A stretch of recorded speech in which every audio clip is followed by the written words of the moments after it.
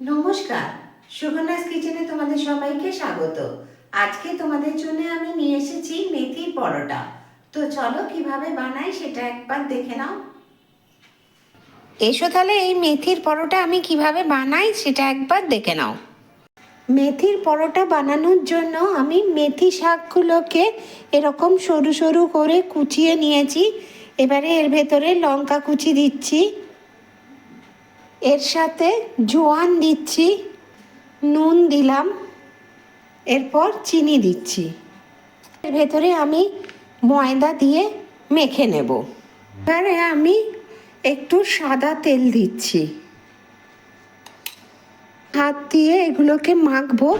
এখন আমি জল দেব না, যদি জল লাগে তাহলে জলটা দেব।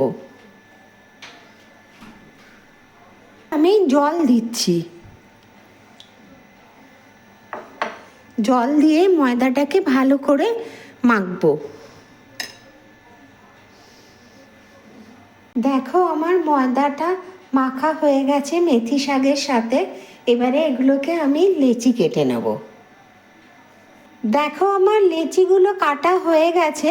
এবারে এগুলো আমি পরোটার মতো করে বেলে নেব। পরোটাগুলো বেলা হয়ে গেছে, এবারে এগুলোকে আমি ভেজে নেব। পরোটাটা আমি ভালো করে ভেজে নেব।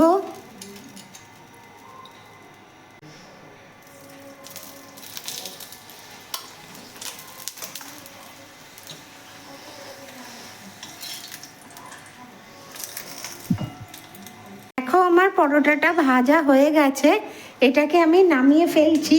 দিয়ে এবার বাকি পরোটাগুলো এইভাবে ভেজে নেব।